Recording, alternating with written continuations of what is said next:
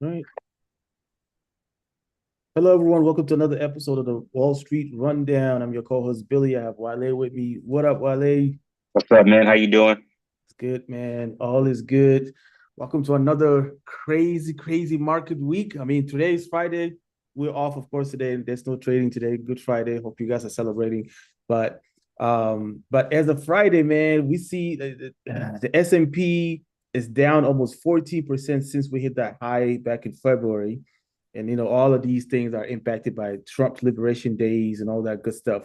So I mean, the market hasn't really been responding too well to the uncertainty of the tariffs and all these different things. So it's like we've seen a lot of like gyration, right? So, but even though with all this move that we've been seeing, we haven't seen any new highs or new lows. I think everything's kind of concentrated within just that couple of weeks ago. It's like it's just right, it's not going anywhere. So tariffs is a problem. We have issues with going on with Nvidia that caused another issues with the market also. United Healthcare, that's another one we're gonna touch base on. That stock dropped like 120 some dollars and still sliding. And then we have Powell coming in with the 1-2 punch to Trump, and Trump is coming back here with 1 through 3 punch, talking about even firing his ass. So it's like there's a lot of war going on in house, out of house, with countries everywhere. So man, let's dive into it, man. Let's talk about what's been happening throughout this week. What are your thoughts again on the tariffs on China? I mean, I think we're up to like what 245% or something like that. Tariffs on China. Like, I don't know what's happening anymore. And to be 100% honest, the actual tariff on Chinese goods is so unclear as far as what exactly is tariffed and how Yeah. much. Um, but even after going up to that, I think they reported 245%. The biggest takeaway I take from that is China didn't flinch. Nope. China didn't flinch. Now I'm hearing that they want to start taxing China ships at the docks, Yep. Yep. as another way to kind of bully China into doing what they want. And I don't think that's going to work. And whatever deal that the US government is looking to cut with China, I can say with a pretty high certain level of confidence that I don't think they're going to get the deal that they think they're going to get. Because Yep. again, I still think that China still has a lot of leverage and a lot of cards they can pull to, find a way to maybe meet in the middle. I don't think it's going to be a strong arm bully. We're going to be tough on China. They're going to do what we want. I don't see that happening. And in the midst of all that, you have Jerome Powell saying, hey, our job at the Fed is we have two mandates, full employment and stable prices. It'll Mm-hmm. be very, very hard to have stable prices with the type of tariff war that we're having in this environment. And he came out, he was very candid. He didn't tiptoe around the topic. He was very Nope. direct and straightforward. And when he spoke, the markets sold off big time. Mm-hmm. And as much as people are paying attention to the stock market, I will say this again, look at the bond market. And the bond market is showing signs that things aren't that rosy. Nope. Even if China and the US strike a deal, I still feel that there are bigger issues out there looming that we have to be mindful of. Tariffs are just a piece of the picture. Yep. Tariffs are making things a little bit harder globally, but that's not the entire That's picture. not the entire picture. Yep. No, And no, I feel no, like no. that's what people kind of like hung up on right now. It's just tariff market goes on tariff. It's like the bigger picture is way bigger than just tariff. And I could even go as far as if you look at like future wise, the relationship between the US and other countries, it's in balance right now. You know what I mean? So in order for you to have a good business environment with all parties involved, there need to be some type of trust. And I feel like we're losing that trust with other countries right now because they don't Yep. know which direction we want to go. They don't know if they can trust us to go through with a deal. Like, so we're losing that, and that's creating a whole other problem for us down the road in the future also. And you have to also understand that the world has shifted to a global economy now. Like Yes. you can't get all of your goods and services in one region of the world. Yep. Like there's so much globalization when it comes to trade, regardless of how small of a player you may be, Mm-hmm. you're still a player. And unfortunately, China is the biggest player in the Yep. global market. The US is not anymore. So therefore, if you're trying to bully the 800-pound gorilla in the global trade market, it comes with consequences. And Comes with we're starting to see that. So Yep, yep, yep. So again, you mentioned that Trump is trying to raise tariffs on all Chinese ships coming into the U.S. for any docks that into the U.S. that we're basically trying to implement a tariff on that also, which I mean that's going to create a whole nother issues too. You know what I mean? Because now you're not only having tariff on goods, now you're adding tariffs on top of the ship. So for you to dock your foreign ship on our docks anywhere in the world that we own, we're going to charge you. I mean and that's crazy. and to me, like I keep saying, you know, as the cost of doing business increases, I think at the end of the day, who's going to get hurt is the consumer. Mm-hmm. Like I said, I really don't see a lot of businesses eating up the additional cost entirely. Maybe Right. they eat some of it, and if they eat some of it, then that's not going to look good on margins because I'll give you an example. United Airlines, right, reported this week the Right. stock was up like 6%. But the thing that made the stock eventually give up all those gains is they gave two types of guidance. They said, if the economy stays as is, here's our guidance. Mm-hmm. If we go into recession, here's our guidance. The range was so wide. As an investor, how do you invest in a company that doesn't necessarily know what to expect over the They, next they they quarter? don't they don't know. They don't know, So you with know. with uncertainty, you have less conviction in buying. Now, I'm not saying people aren't buying, but the threat of a recession down the road based on the tariff war and what's going on with the US and China and other countries, Right.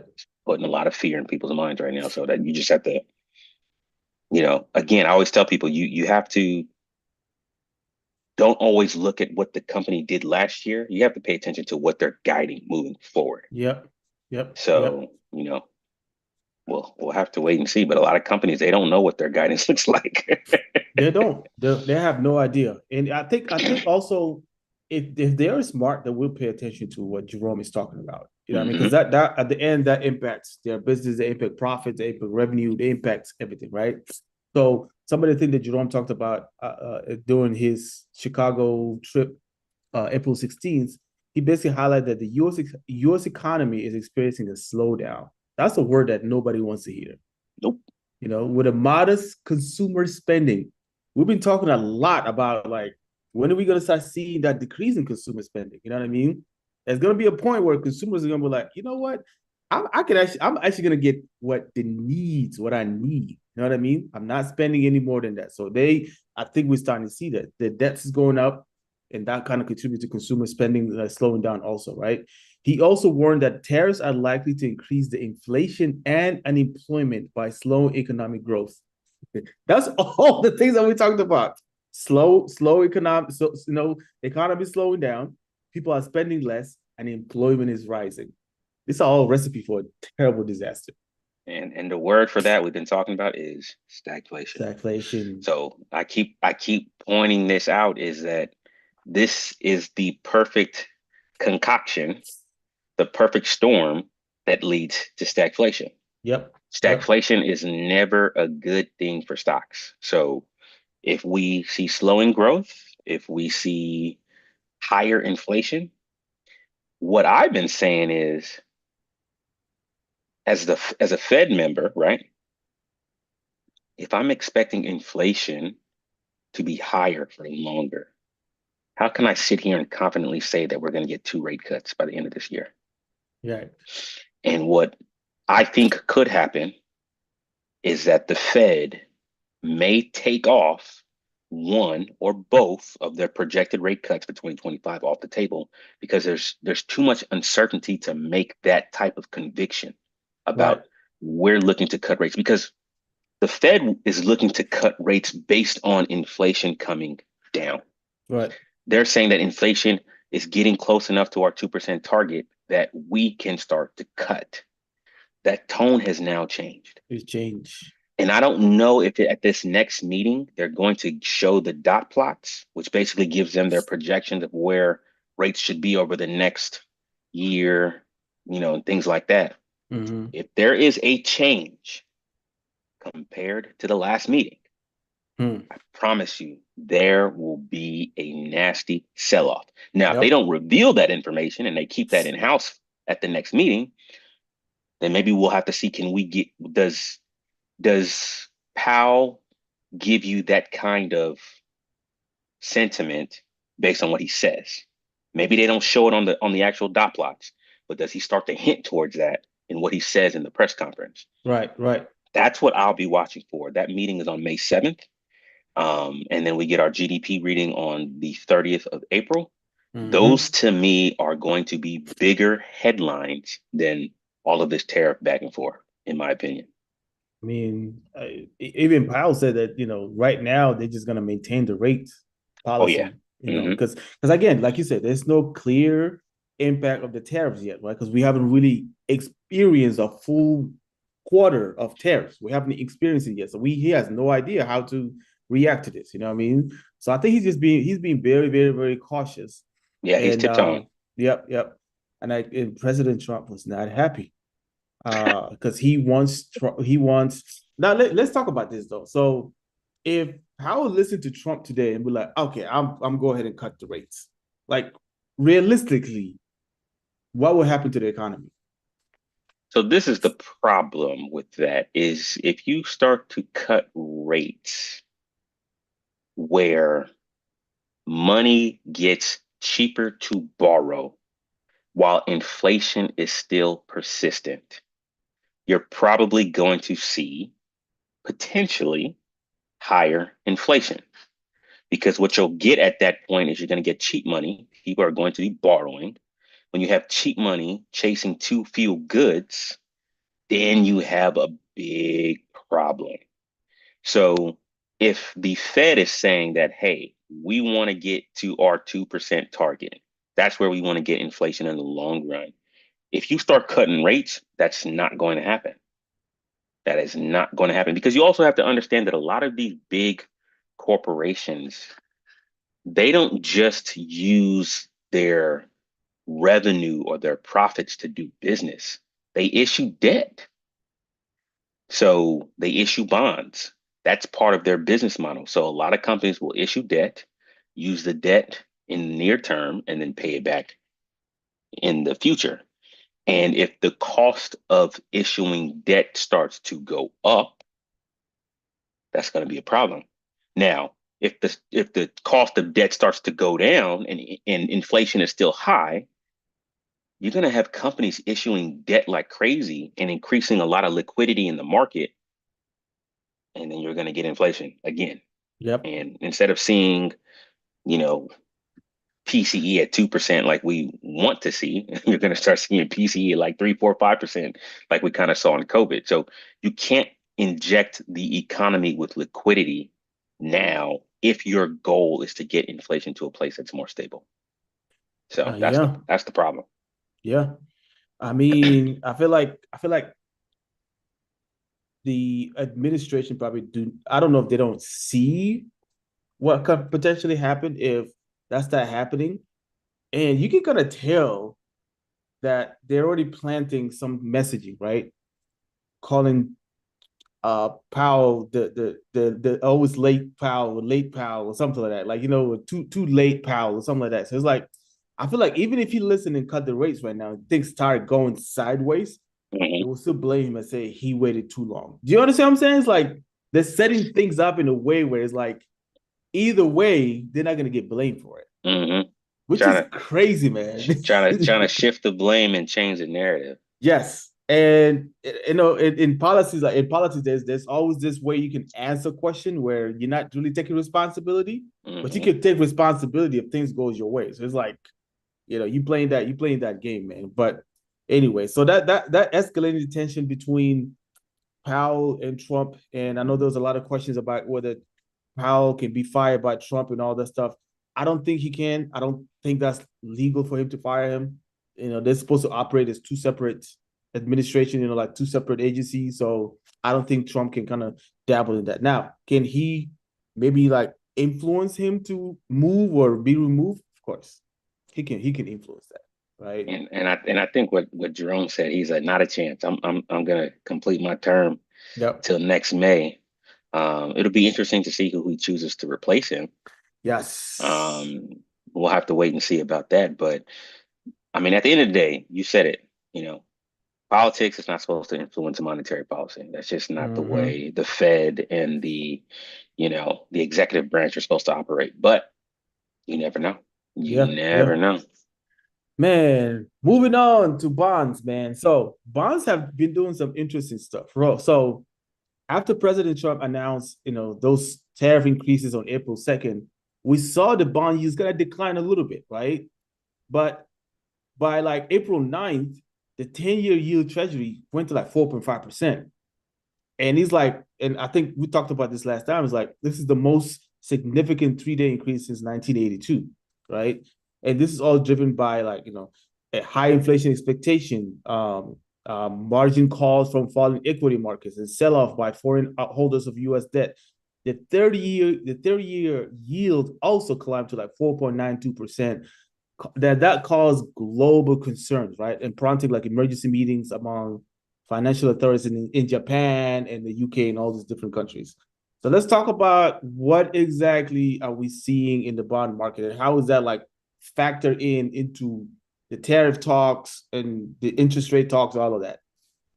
So with the bond yields going up as fast as they did on the longer end of the yield curve, so we're talking about the 10 and the 30 year, Mm-hmm. a lot of people are saying that foreign governments are dumping US bonds and that the risk of holding long-term US bonds is higher. So therefore they want to be compensated by it by rates going up. So basically, Mm-hmm. think of it like this, right? If you are a credit card holder and you have bad credit, obviously your APR is going to be higher than somebody who has a credit card and has good credit. So basically, what foreign investors are saying is that the credit rating of the United States government is going down. We're Mm-hmm. going to be dumping what we currently have. And in order for us to be compensated correctly for the risk in the US markets, we need higher yields. So they're dumping those bonds. And I think they've been buying some of the shorter term bonds, if I'm not Mm-hmm. mistaken. Mm-hmm. So that's not good because, again, we talked about this in the last episode where the US needs the treasury market. They need to issue debt to cover their bills because obviously they don't take in enough revenue to cover all of the expenses to run the United States economy. Therefore, they issue bonds. As the rates go up, the cost to service that debt also goes up because remember these bonds pay interest. These foreign investors and these holders they get paid interest on a semi-annual basis. And we're talking about a Mm-hmm. couple $100 billion. So when you're adding a couple $100 billion to the your expenses that you already underwater on, how do you make up for the $100 billion that you're short? You got to issue more You got debt. to issue more debt. Yes. The snowball effect. So like just take let me give you an example. Let's just say that you are let's just say you're a single person, you have expenses of call it $100,000 a year, right? All in expenses after taxes, you $100 a year. You only bring home $80,000 a year. So you got to go borrow 20,000, right? Cover. Yep. To get you to break even. Mm-hmm. But as you borrow that 20,000, remember that you're going to be paying interest on that Interest on 20,000. top of that. Yep.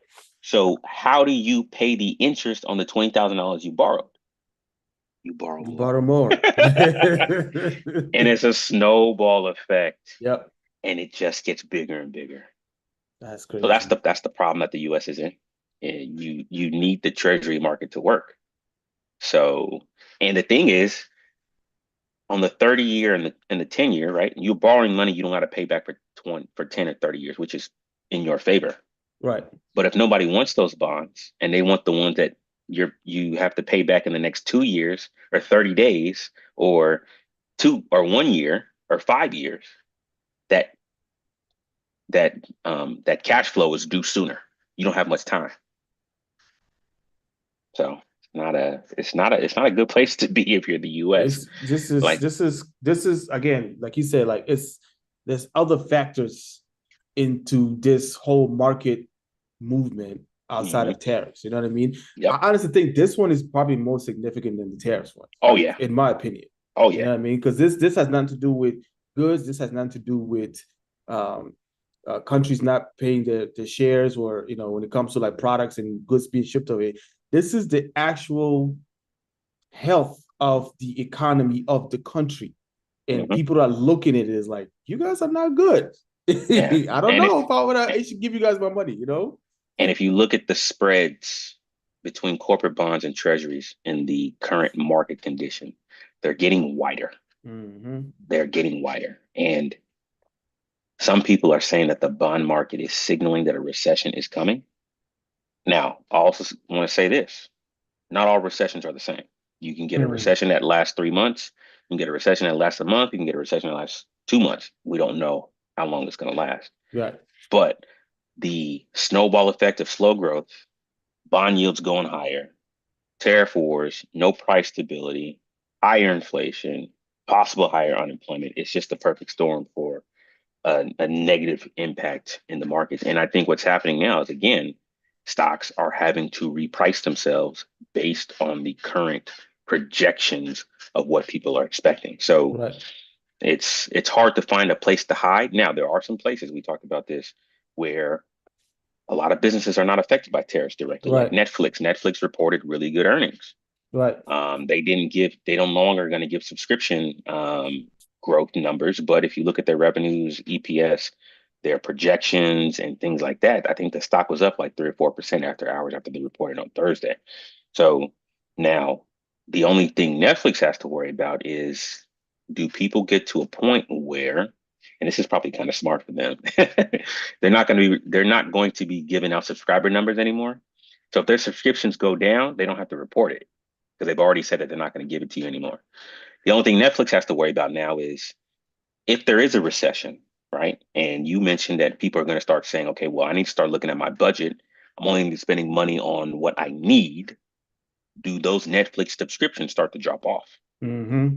Do people start cutting the cord and saying, okay, I gotta give up Netflix for a couple months because budget looking kind of tight. So that's the only thing Man. Netflix has to worry about is because they don't have to worry about tariffs. They just have to worry about growth. If people aren't, if cash is tight and people are, not spending money on Netflix, then their revenue is going to go down. So, Yeah. Yeah. Man. But I think we also starting to see some of the effect of those decisions down with specific companies. Like we witnessed Apple the other day, right? mm, Where they were maybe given exemption to sell their iPhones or to make their iPhones back in China and all this stuff. But now we're seeing Nvidia is also getting caught in the winds of this whole thing. So I want you to talk a little bit about why is the White House is so concerned about Nvidia selling their chips to China. Like, why is that such a big thing? And we seen the stock took a drop after that news came out. You know what I mean? And I was curious because the CEO James Jensen one, he actually went to China. You know what I mean? So I was like, dang, that's like a lot of there's a lot of friction. defiance, a lot of frictions going on. So I was like, this is getting a little too crazy. So I think what happened is the whole deep seek issue woke Mm-hmm. the US eyes to the possibility that China could win the AI race at a cost that's less than what most US companies are spending.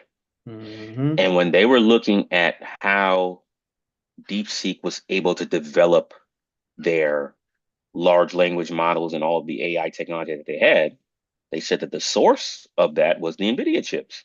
So they're Mm. trying to cut. They're trying to cut the head of the snake off. So they're basically saying, okay, if you can't get chips from NVIDIA, then you can't advance your technology in this AI race. Right. So they're trying to cut the supply off. And the thing is, those H20 chips are not NVIDIA's newest and greatest They're the old models of chips, ones. the older ones. Yes. But somehow China was able to train them to do things that people said weren't possible at that price point. And Right. China says, yes, we can do it. So to me, it's kind of like the Cold War thing, right? It's kind of like, okay, there's a war going on in the AI race under the table. If I can cut off your supply of what you need to get ahead of me, then I have an advantage.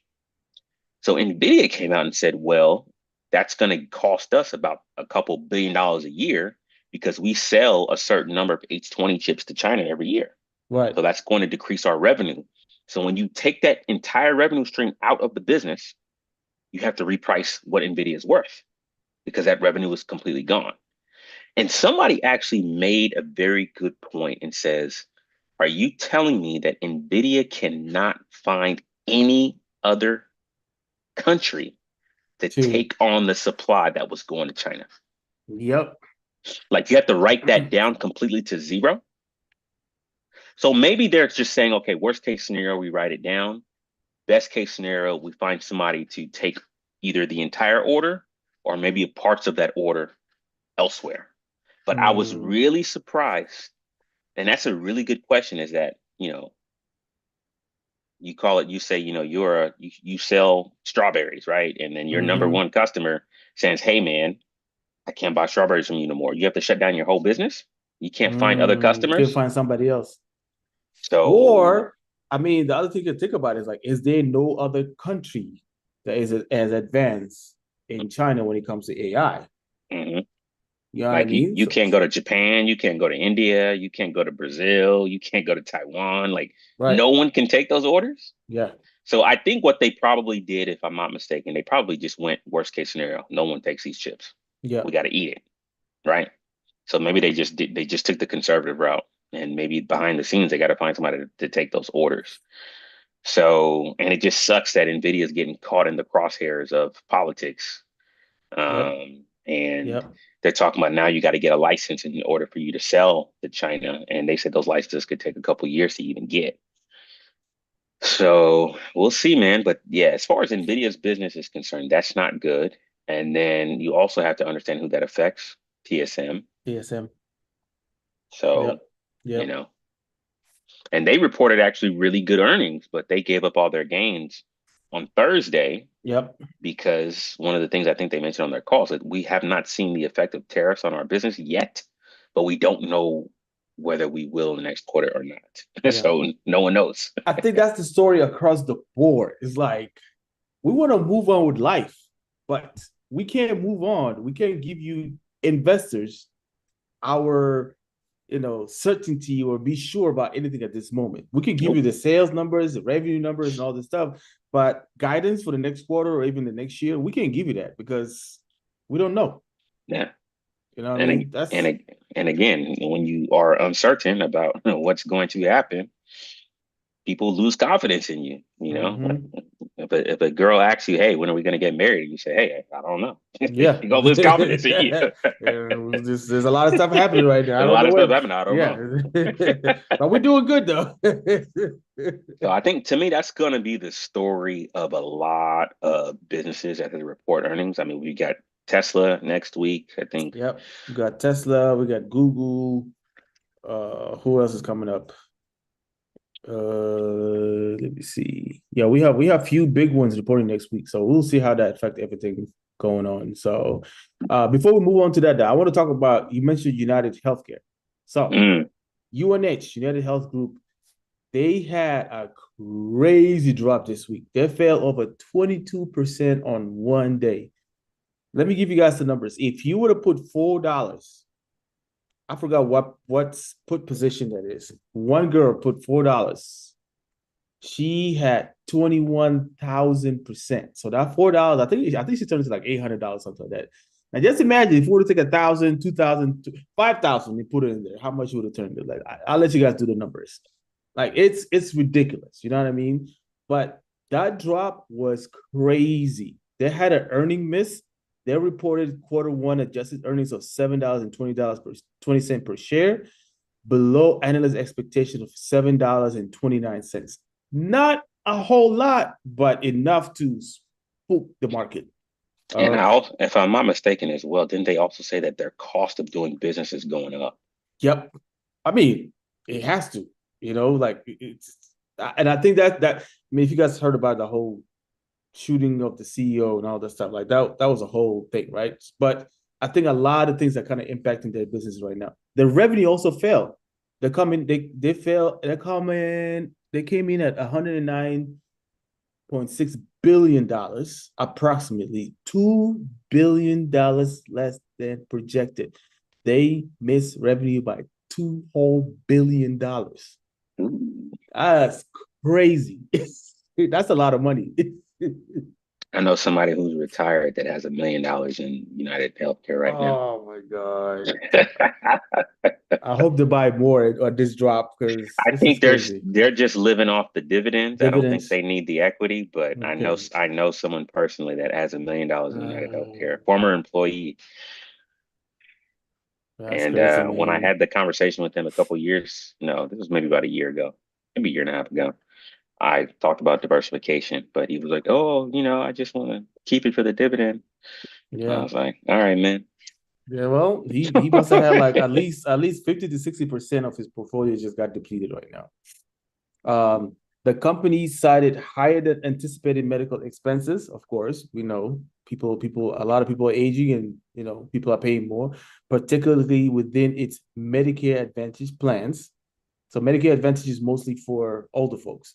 CEO Hmm. Andrew Whitty that noted that that care activity in this segment increased at twice the expected rate. I mean, what do you expect? We always cure the symptoms. We don't cure the cause of all the issues coming, like all this heart problems and obesity and all this stuff. We don't cure that. We just cure the symptoms, of course.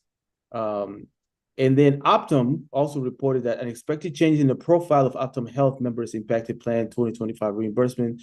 This was due to minimal 2024 beneficiary engagement by plans existing in certain markets. So maybe a lot younger people are not getting insurance anymore. So now you have a lot more older people are actually in that are trying to get insurance. So that offsets your whole balance because you want more healthy people in your pool and less Correct. unhealthy people in your pool, right? There you So, go. but I think they're seeing the profile change a little bit. Like young people are not getting what you call anymore. But United Healthcare also lowered its full adjusted earnings guidance. Now, word again, guidance to range of $26 to $26.50 per share. That is down from the previous estimates of $29 to $30. So the guidance is horrible.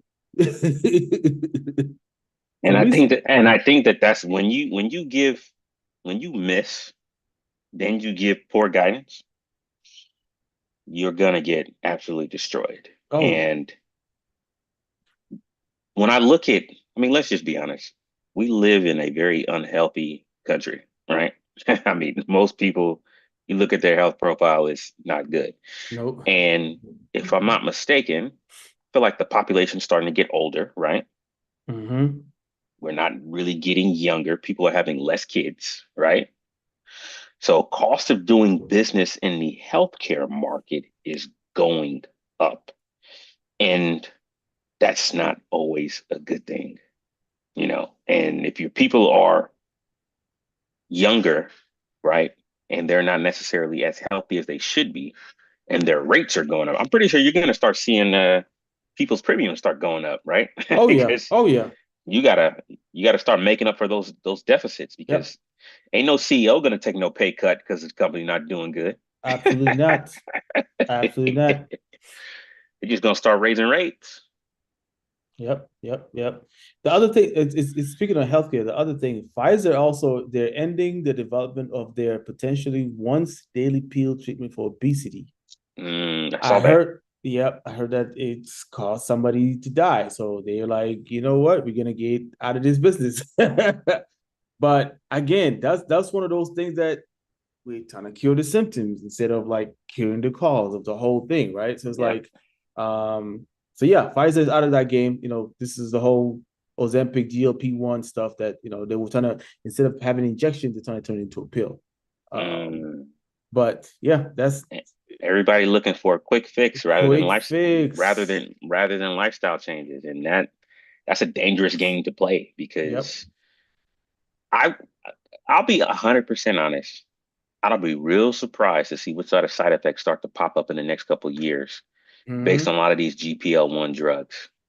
Because to me, when it comes to health, there's no real quick fix to anything.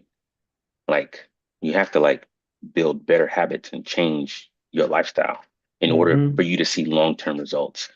I'll be paying a lot of attention to that. I saw Eli Lilly stock popped on Friday because of some new drug approval that they had. But I mean, even with all of these you know, new drugs coming out and stuff like that, you're starting to see that the healthcare business isn't doing too well. It's And not you doing saw too well. Humana got smacked. A Yep. couple other names got smacked. Yeah, So man, CVS, and all of them got dropped.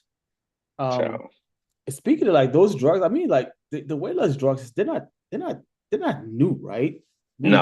I think in the 1990s, I think they had like a drug called like Fen or something like that.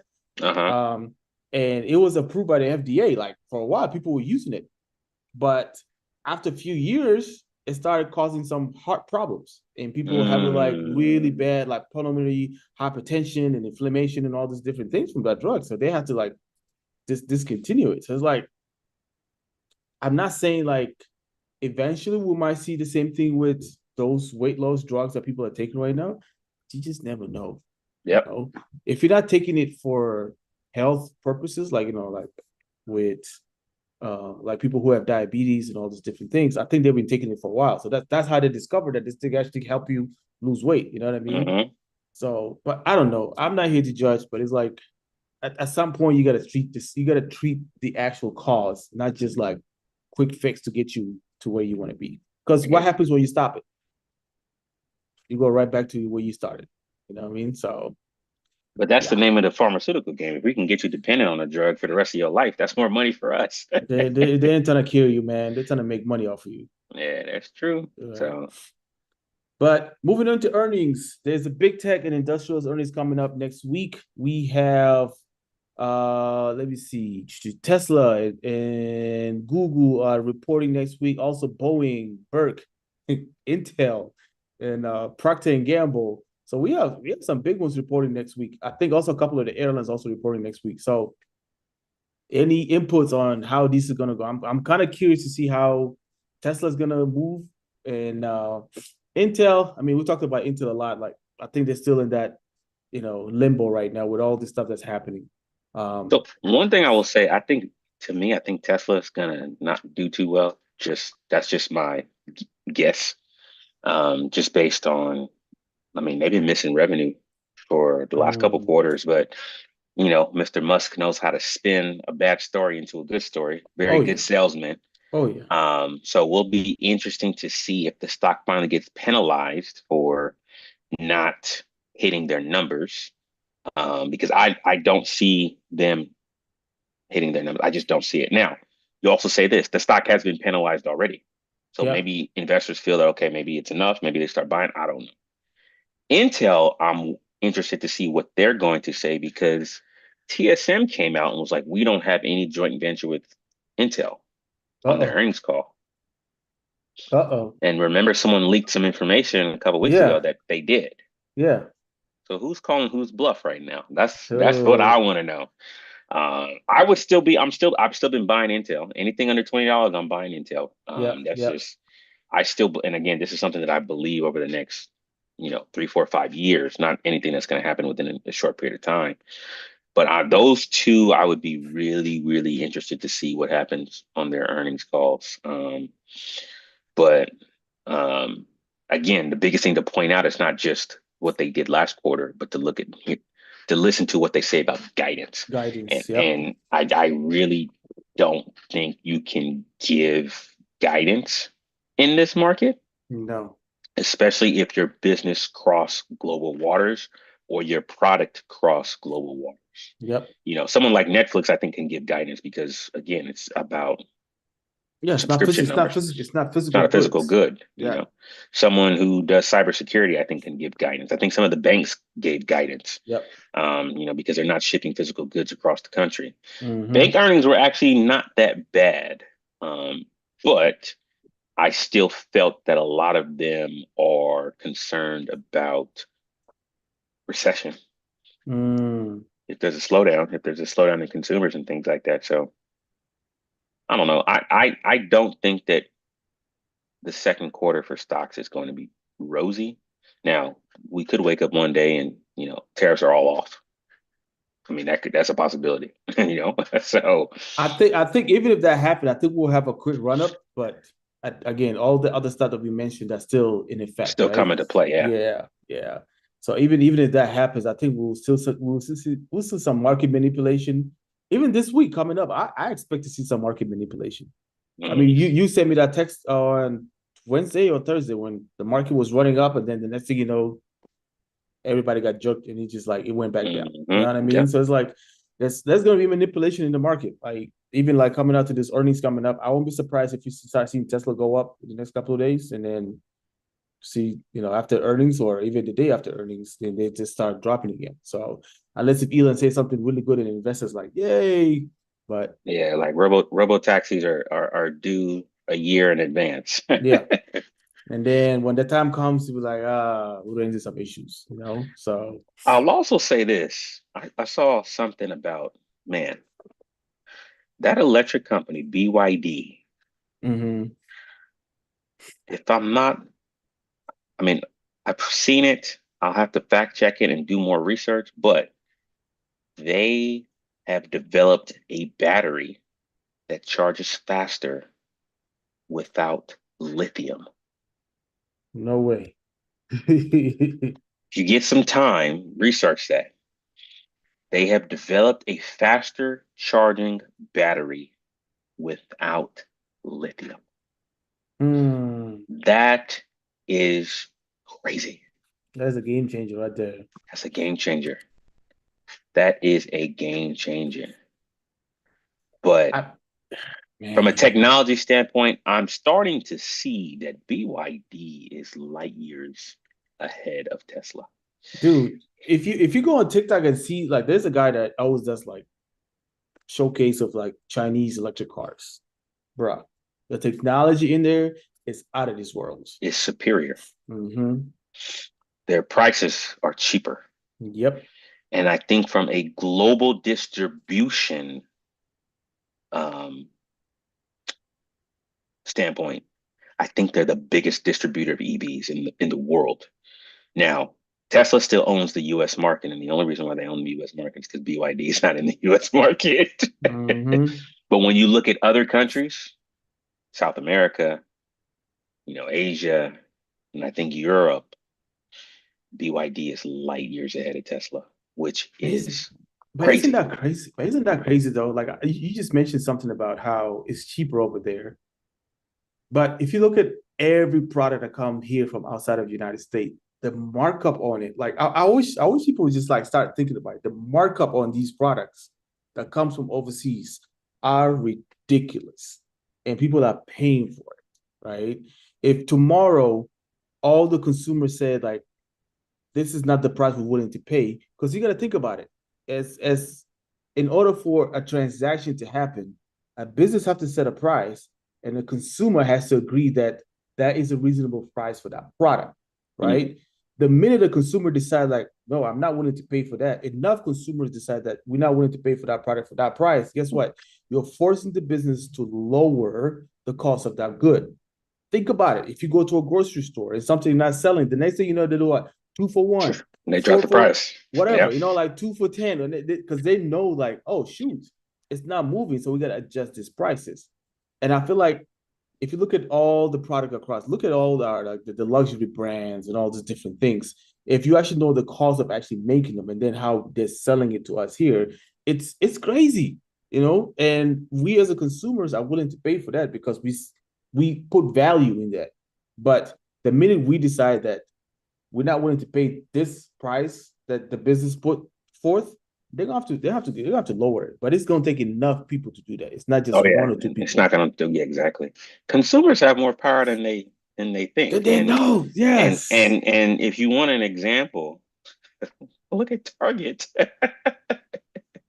Target is down like crazy. I mean, look at Target. I mean, not only are they having trouble with their business, but if you look at the whole boycott that's going on, now they bringing Al Sharpton Bruh, I into the was like, board meetings, like what's going on? who's Al Sharpton? If Consumers if have, you're born in the in 2000s, you have no idea who the hell Al Sharpton is. Target is out of touch. They're out of touch with the culture, with people. They're just out of touch completely. Like, and it's crazy with the ability for people to communicate over social media yeah, faster. yeah, Like you could literally find a product, talk about how overpriced it is, and see if you can get enough people to boycott that product. yeah. I'm pretty sure you might get some businesses to flinch. That's a TikTok idea right Like there. just imagine if someone went on TikTok and said, "Hey, Jordans are made in China for XYZ. They're sold in the US for blah blah blah. I feel this price point is too high. Let's all boycott Jordans." And let's just say that just gets global traction. Yep, yep. That'd be crazy. Business will react so fast to that. They will They would, react so fast. You know what I mean? But there's also the other side of that, right? If business don't sell enough goods, the employees hurt. The that's people true. who work there also gets the burden of that, right? So now That's true. they have to cut the cost somewhere else, right? And a lot of times it comes down to employees being cutting down. It comes down to other resources being taken off. That's true. But at the end of the day, we as consumers have the ability to impact what a business does. Yep. But I feel And like for a long term, people thought that businesses get to decide and all we have to do is consume. It no, doesn't work that way. no, it doesn't. It does not. So, It does not. well, let's move on to some of the economic calendar coming up next week. Next week we have the S&P Global Projects. Oh, that's not it. Hold on. Give me 1 second.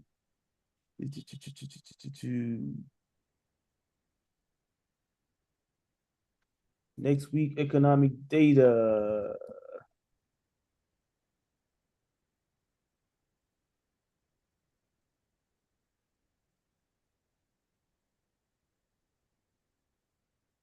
Thought I had a Q now. Okay, so Monday, April 21st, we have the conference board leading economic index.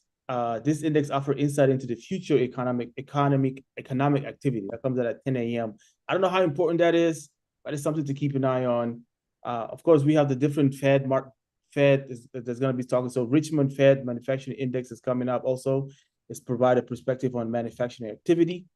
And then Wednesday, we have manufacturing PMI, service PMI, and composite PMI. These are all indicators into the activity, the business activity in economic health, right?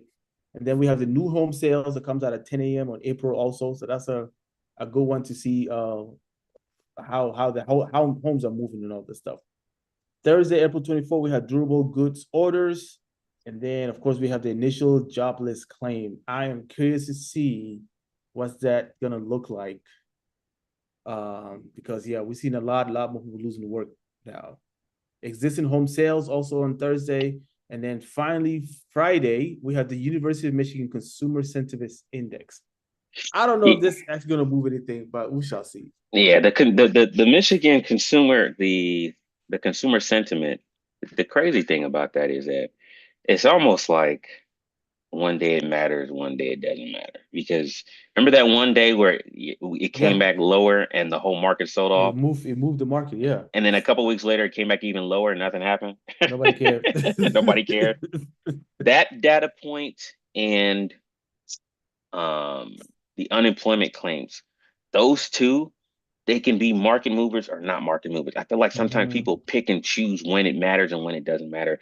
That's why it's too inconsistent for me. But we'll see. I mean, again, it's and the people they survey and the surveys, like, to me, it's not really, they're not surveying economists or analysts and things like that. So I don't really read too much into it always, but Mm-hmm. we'll have to wait and see. So, but one thing I wanted to point out though is, again, I've been talking about, buying stocks when everybody's fearful and scared and all that stuff. In the last 10 years, right, there have been three instances where the VIX crossed 60 Mm. in the last 10 years. COVID, the VIX crossed 60, actually got up to 85. Yep. August 5th, last year, the VIX crossed 60. And then this year, after Liberation Day, the VIX crossed 60. Mm-hmm. And in all three incidents, that was actually a good time to be a buyer of stocks. Now, Yep. during COVID, I'm not going to sit here and say that, the VIX went from 60 to 85. So I'm not saying 60 is the top or 60 is the signal that, okay, everything's going to flip. But in my opinion, you see a elevated VIX, 60, 50, 70 VIX. I can't remember any time in history. At least I'm looking at the last 10 years. Probably you can go back a little bit further if you go back to 2008 in the recession. Yeah. 2008 was like 96 or something like that. Yeah. So when you see an elevated VIX, that is your cue to start buying something. And when I'm Facts. saying buying, I'm not talking about trading. I'm not talking about something that's going to pay off in the next even year, 2 years, right? Because again, with COVID, the VIX went from if you went all in at the VIX at 60 and it went to 85, you'd be mad. But the next time you see a 60 VIX, that might be a good signal to start buying Yep. something. Absolutely. And if you don't know what to buy SPY or There you go. QQQ and just don't look. So, Facts. you know, Facts. Facts. Facts. I will leave you with that gem. Go look at the VIX and what you should do is so look at the VIX when it hits 60, then go look at what happened with the stock market a year from that point, or 2 years Yep. from that point, or 3 years from that point. Yep. So don't, that You don't that's you never have to go 10 years. Go back to COVID. Just go back to COVID yeah, days. just go back to COVID. Yeah. Right? If you started buying stocks when the VIX hit 60, you Mm-hmm. bought more when the VIX went to 70. You bought more when the VIX went to 80, and you held it for the last 3, 4, 5 years. You You're got not in bad paid. shape. You got When the paid. VIX hit 65 last year on August 5th, right? Remember, we saw a sub 100 Nvidia. Yep. We saw a sub 100 Nvidia for a quick second because of the unemployment jump. We saw a Mm-hmm. 65 VIX. You Mm-hmm. bought stocks in, and you go look where the market went from that point to a year from there. Yep. Yeah, You're down good. you probably had a pretty good run. Not even a year, because August was August 2024. Let's just say to the end of the year. Yeah. You made at least 80 to 90% of your money back. I mean, you made 90% on your I mean, investment. your returns may not have been that bad Yeah. from Yeah. August, September, October, November, December, and then Mm-hmm. January going into the election, right? We saw a run up in the market, and then when this whole tariff thing happened, you probably Yep. saw things sell off. But you could have took profits, you know, maybe reinvested into other things. But a 65 VIX, in my opinion, should not scare you off into not buying stocks. That Facts. should be the signal to time to go shopping. Yep. Because if I told you that Mercedes was selling the E-Class 350 or SL 500 for 50% off, you'd be the first person in line. You be in there. You Or if borrow the some money too to go if the Louis bag that you usually see for like 5 Gs or Birkin bag is going for 10K, where 50, 30% off, I know crazy. you'd be in line. So Crazy. take that mindset and apply it to stocks. That's all I gotta say. Man, listen. When we get to a point where Nike stock is cheaper than Nike shoes, and you decide to go buy Jordans, I don't know what to tell you. You know, But long I will term, I will say this about the Nikes business though. They got to turn around their whole business. They have to. They They have got to to. turn around their whole business. They got a lot of Yep. now. If you ask me, will Nike be in better shape in the next 5 years from here? I would probably say I would be a buyer. I would be a Yeah. buyer. Nike at They're like $55. they're like 55 right now. Yeah, I'd be a buyer. Nike Yeah. at Once once $55. this once this whole tariff thing settles down, I think they'll take off. Yeah, I think they'll take off. Yeah. I just like other areas of the market rather than Nike right now. But $55 Nike stock, it's not a bad place to be if you're patient. Nope. If you're patient and you want to wait it out and thug it out, it's not a bad place to be. You'll be in a good But place. yeah, so we'll see what happens. But um, don't let the fear and the headline. I've been saying this for the last couple episodes. I'll keep stressing this. Don't let it consume you. Don't read into it too much. Yep. Be aware of it. Know what is going on. That's why we do these, episodes every week, is to give you an idea of what the heck is going on out there. At the same time, sit down, do your homework, start looking for opportunities, Yep. and don't overcomplicate things. Yep. With that being said, you guys have a good weekend. And listen, man, stay informed and be patient. And You're stay invested. stay invested. Stay Yes. invested. Yes. Stay And invested. we're So, gonna we're gonna come up on top of this eventually. And yeah, you want to eventually, be in position when that happens. So that's the name of the game. yep. All right, y'all. Y'all have a good weekend. Wale, have a good weekend, bro. We will I talk again appreciate you. Wednesday.